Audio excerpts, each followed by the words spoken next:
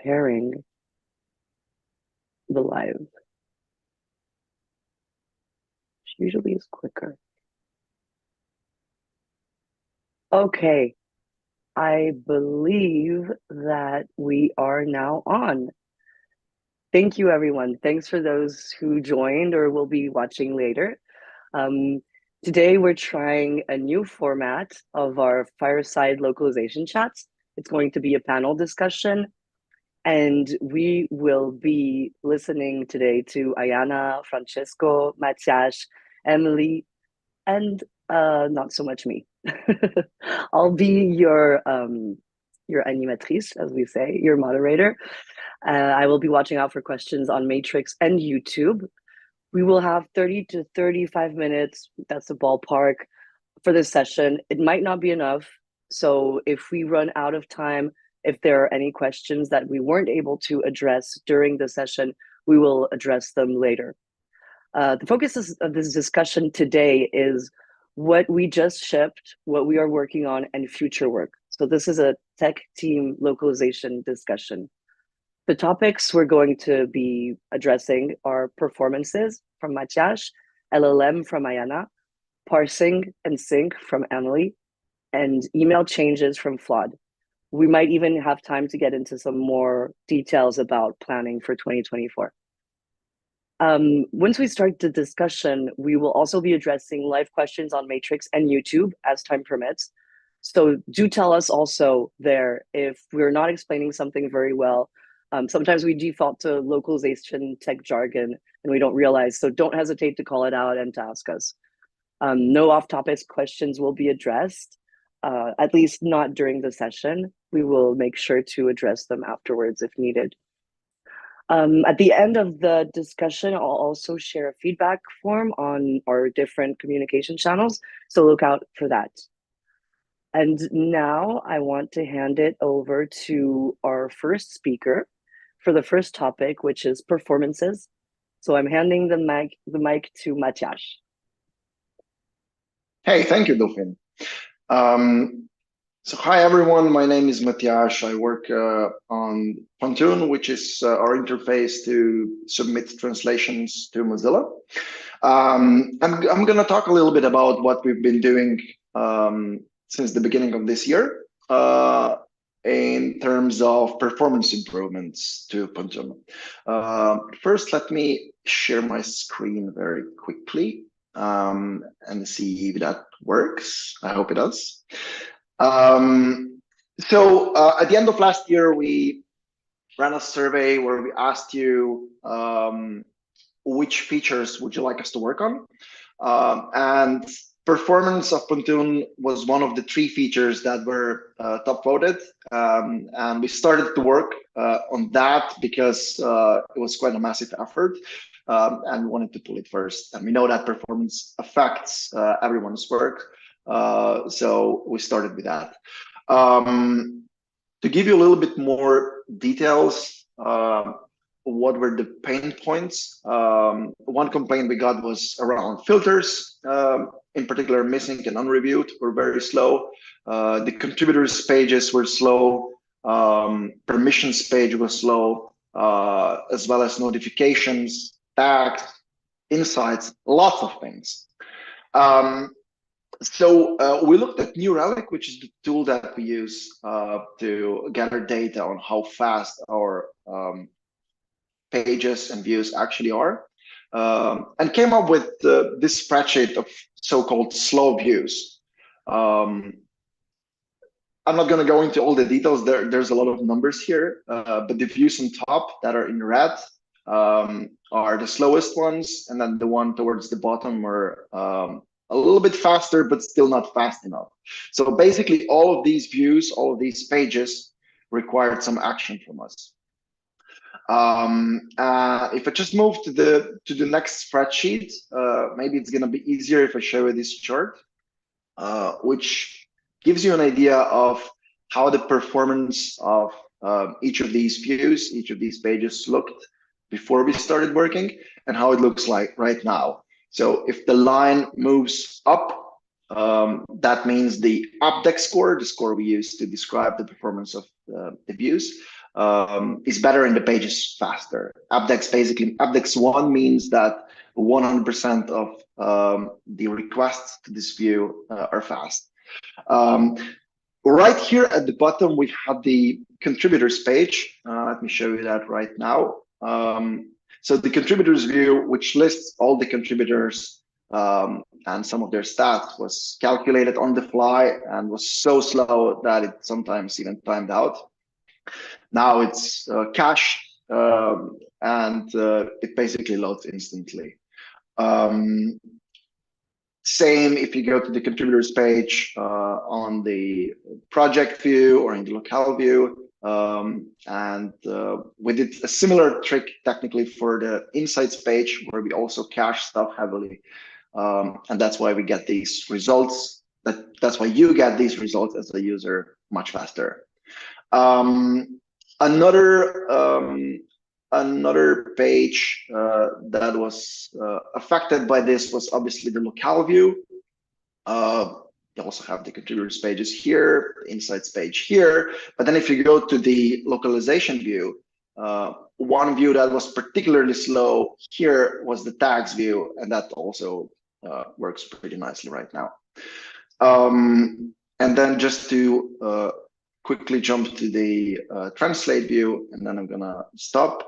The filters are now also a little bit faster. We still have some work to do here, but at least we've made an improvement. We're not quite where we want to be, as you can see, but with the improvements that are gonna be coming in the next months, we hope we're gonna make the experience for you faster. That's it from me so far, and I think I'm gonna hand it over back to Delphine. Thank you, Matyash. I was checking on Matrix and YouTube, and there are no pending questions. So I believe, unless anyone wants to add to to that topic, I can pass the mic to Ayana otherwise. Yeah, for sure. Thanks, Delphine. Sure. Hi everyone. I'm Ayana and I'm a software engineer intern on the localization team, and I also work on Pontoon. I've been on the team for about a year now, coming up, I think tomorrow's the year, and I'm going to be here until end of August. And I am a student currently at the University of Toronto studying computer science. One thing about me is I've always really been passionate about machine learning and artificial intelligence. So after I joined the localization team, I was really eager to integrate AI into our existing infrastructure. So I think in about January, with the support of my team and my colleagues, I began researching about how other localization services are using AI. And I specifically started comparing large language models, known as LLMs, to traditional machine translation and identifying best practices in the industry and how we can utilize AI within Pontoon.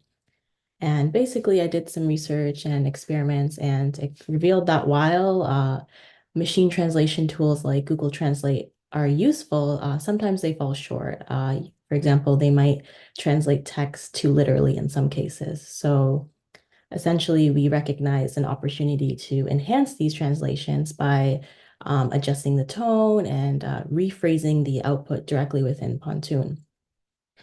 So then basically from there, I devoted some time to prompt engineering and basically trying to find the correct prompt to yield outputs that would take Google translation output and make it more formal, informal, or simply just provide an alternative phrasing to the text. So after some testing in multiple languages, I proceeded to finalize the backend and front-end implementation. And yeah, now we have finally, right now it's in stage right now. And then I think after this call, it will be pushed to production. So yeah, I can maybe show you guys a demo right now of how this feature works. Okay. Okay, so this is a sample from the Slovenian locale. So this is within the machinery tab. You'll now see this AI drop-down menu. And if you click it, there's three options: rephrase, make formal, and make informal. So how it works is you just click whatever option you want, and then it will utilize GPT-4 from OpenAI to rephrase the text, and then you can use this to assist you with the translation process. So yeah, I think Matias said, as the only one who understands Slovenian, that in this case, the AI works better than the Google translation output. So yeah, that's basically how the feature works. You can always revert to the original if you want. But yeah, it's just a new enhancement that we added. And yeah, so I think that's about it for the demo. If you have any questions or concerns about this, feel free to reach out. And yeah, I look forward to everyone having a chance to test it out. And I'll Thanks, pass it Diana. to Ian. Yeah. So this means the feature is already available and people can test it, right? No, not yet. It's Oh, just in okay. Sorry. staging right now, but I think after this call, we're gonna push it to production. Okay. So then the community can get involved and help test and okay, great. Thank you. Yeah, no worries. So no questions online. I see. If there's nothing else to add to this topic, we can hand it off to Emily. Hi, I'm Emily. Work on localization systems here at Mozilla from Helsinki. What you're seeing is technically the central park of Helsinki in the background. And mostly I kind of try and work on all the other localization needs that we have other than Pontoon, but also Pontoon. So one of the focus areas I've had for a while is helping to work on the message format 2 specification in the Unicode consortium. And that's quite excitingly now finally in a tech preview sort of phase. So getting very nearly finalized. But that is there's a bit of a story arc here where working on message format 2 has one part of that has helped us identify and develop this data model for messages that is, I mean, nominally it's just for message format 2 syntax, but it ends up being actually really good for all messages in all formats. And this ends up being interesting because we have a whole bunch of different formats that we are using currently through Pontoon at Mozilla and I mean, in the whole localization industry. And all of the solutions to parsing and serializing and handling these formats end up very often being sort of vertically integrated. So you end up needing to build a set of tools for a specific format and then another set of tools for a different format and so on. And there are a bunch of libraries that do make it easier to deal with all of these. But they none of them quite fit our purpose. So we've ended up maybe doing a like yet one more sort of a solution that we're hoping will allow us to replace a couple of the libraries we're using internally for parsing and serializing formats. So we need to do this sort of stuff outside of Pontoon, for example, for message validation, or when we're merging messages from multiple different branches of a product like Firefox into one so that they can be localized all together. And so we've been working on this new library, moz.ltn, that's providing this functionality. And this is now something that we might be starting to introduce into Pontoon as well, because Pontoon, like all our other tools, it needs to be able to deal with all sorts of formats and be able to deal with their peculiarities. And so moz.ltn, this new library, offers us the possibility of having a sort of single shared definition for this is how you parse a .properties file. This is how you parse an Android string resource, and represent all of those in the same sort of shape as each other. And this is now something we're looking into bringing into Pontoon, and maybe evolving the data model that Pontoon has of messages into being close to or exactly this sort of a model we've developed as working for other users than Pontoon for all of these formats. And that has some interesting benefits that we are hoping to be able to make use of. Mostly it's back-end detail work that's not going to really show up much, but it does open up the possibility for us to kind of reveal more or different information about localizable messages, more context around them, like more in-depth groupings of these messages kind of belong together than we're currently doing in all our formats. But it's also allowing us to maybe change how we represent messages themselves. So right now, when you're editing a message, a string on Pontoon, you end up seeing the placeholders and other syntax that is specific to the format for the localizable message that you're working with. But with Mozilla, we could introduce a sort of unified view into the content of all of these messages that would be the same for a translator for independently of the format that's underneath. Of course, the capabilities of what you can do with any one message are different depending on the format. So, I mean, with Fluent, it's even possible to make a message that currently in the source English does not include plurals, have plurals or other selectors in other languages. But this sort of operation is, of course, not possible with many other formats. And so there's going to be differences, of course, that's going to persist between formats. But the overall editing experience might become a little bit more uniform and a little bit more predictable.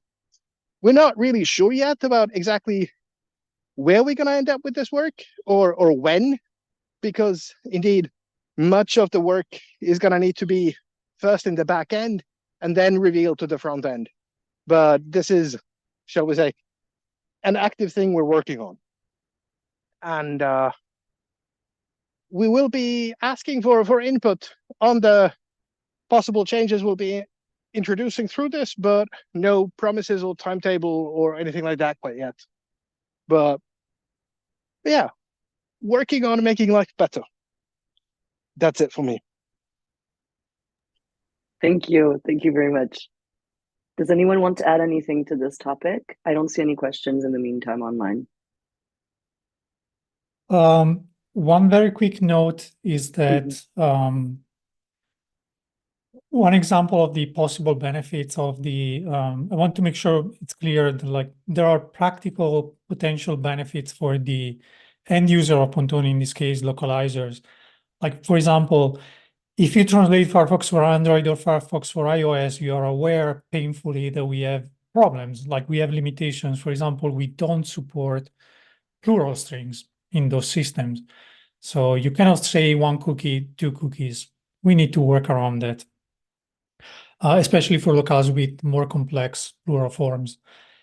Relying on a unified data model underlying, like you won't know about that, but in the front end, then we can start supporting, for example, plurals in those systems. So we can have better localizability in these systems. You can have better translations and have support that is actually supported by the system, but not by Pontoon at the moment.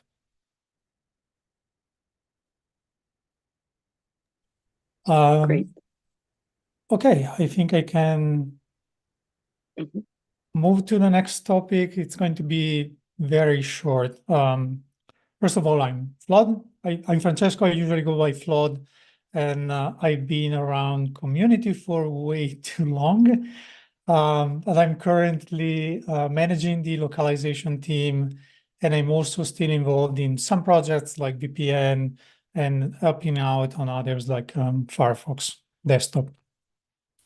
One thing that you have hopefully noticed is that we are trying to find ways to communicate with localizers and the community at large. For example, Delphine has been very active in revitalizing our social channels on Mastodon, on X, but also organizing monthly online events with different formats. Because of that, you have probably received more emails from Pontoon than you have received over the past 5 years in the last 6 months. And we realized that we need to be better citizens and be more respectful of the inbox of our Pontoon users. And for these reasons, we are going to implement an explicit opt-in system. We are working on that. It should be ready in the next couple of months. At that point, you are going to receive a request in Pontoon to explicitly opt in for email communications. And it's very important, if you care about the localization of Mozilla, that you opt in so that we can reach out to you when we organize these type of events. And you know that we are not going to send messages that are not relevant for localization. The typical examples are, we want to let you know that there is an upcoming event, or we are running a survey to understand as a user of Pontoon where we should focus our time and our engineering bandwidth. So it's going to be very important. Another thing that we are going to work on as part of the email work is, for example, work on a request that we received in the past, and that's being able to receive Pontoon notifications also via email. So this is one aspect of the Pontoon development that we are currently working on. There is more for 2024. I'm not going to go into too many details or on the timing, but for example, right now we are trying to understand how to make the search more helpful in Pontoon. We are only in the discussion phase. We are working on an internal document, and we'll make sure to share the plan with the community for feedback before we go into more technical planning. One of the goals is to make this search, like to fill the gap between, for example, Pontoon and Transvision, which we know several people are still using in some cases. So we need to cover all the functionalities there and make sure that Pontoon is able to, for example, limit the search for specific cases. Another thing that we want to look into, and it's going to be a similar approach, we try to create a high-level plan of what we want to do, and we'll share it with community, is trying to improve the translation memory in Pontoon. Translation memory, if you are not aware, when you translate something in Pontoon, we store in the database the source string matched with the translation. It's very important because the next time you're going to find these same source text, Pontoon is going to go and look into the translation memory. If there is a 100% match, it's going to fill the input area where you do the translation automatically and just ask you to press enter and speed things up.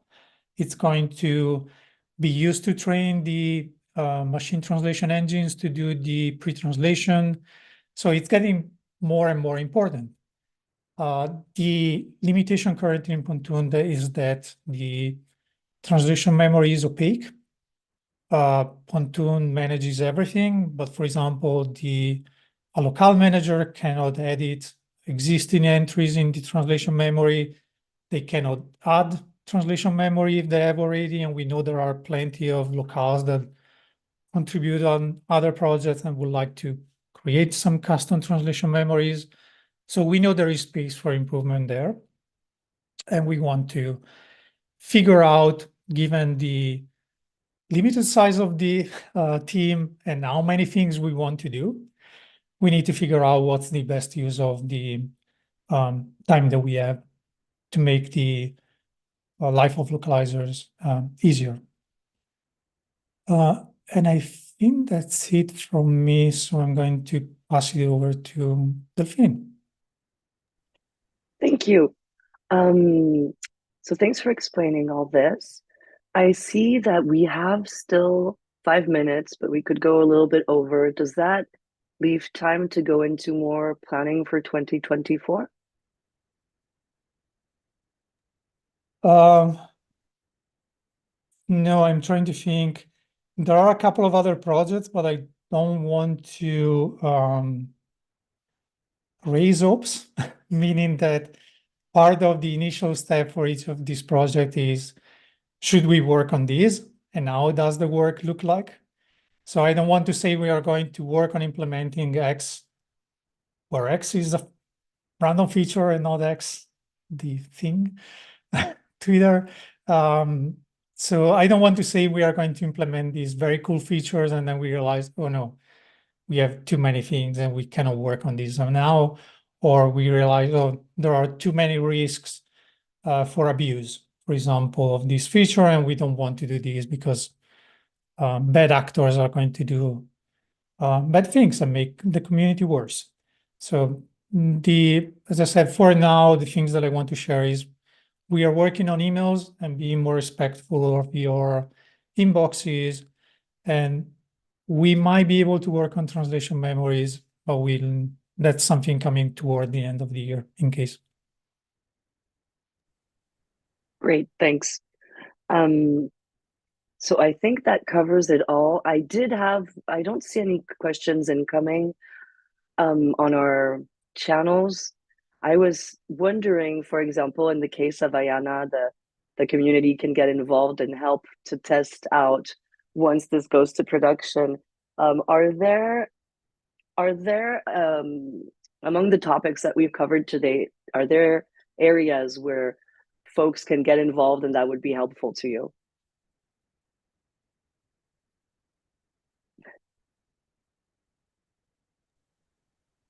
I guess for the LLM feature, just one thing is testing how good the output of the Gen AI is. So when you rephrase text or make it formal or make it informal, if it's actually helpful, and if this is making the whole translation process a little bit easier, it'd be good to know how it's helping the community. So if anyone has any feedback on that feature at all, that would be helpful. Is there a preferred way to give this feedback? Is it by filing issues on GitHub, or what would be the best way? Just reaching out on our communication channels? Yeah, I think for now, reaching out on our communication channels is fine. I don't think we have a formal process right now, but yeah, I think reaching out on the channel should be fine. Great, thank you. So does anyone want to add anything before we wrap up? I see we still have a couple minutes if ever you want to add something. Maybe just one very quick thing. That's generic, not just around the AI stuff. Feedback is always welcome. So feel free to reach out to us through any channel you can imagine. GitHub, Matrix, email, whatever works for you. We really appreciate it and appreciate your time doing great stuff for the web and for Mozilla. Thank you. Well, I think that's a wrap. I want to thank everyone, both the audience that is watching or will watch later and the speakers today. Thank you all for making time to go through these topics and show us what's cooking in localization land. I've checked the channels and there's no upcoming questions, so I think this is it. I'm going to send a feedback form at the end and post it on our major localization channels, so Matrix, X, Mastodon, etc., Discourse. And we look forward to hearing back from you, to have your impressions and see how we can make these events useful for you and continue iterating on them. So thanks, everyone, and see you next month. Bye. Bye-bye.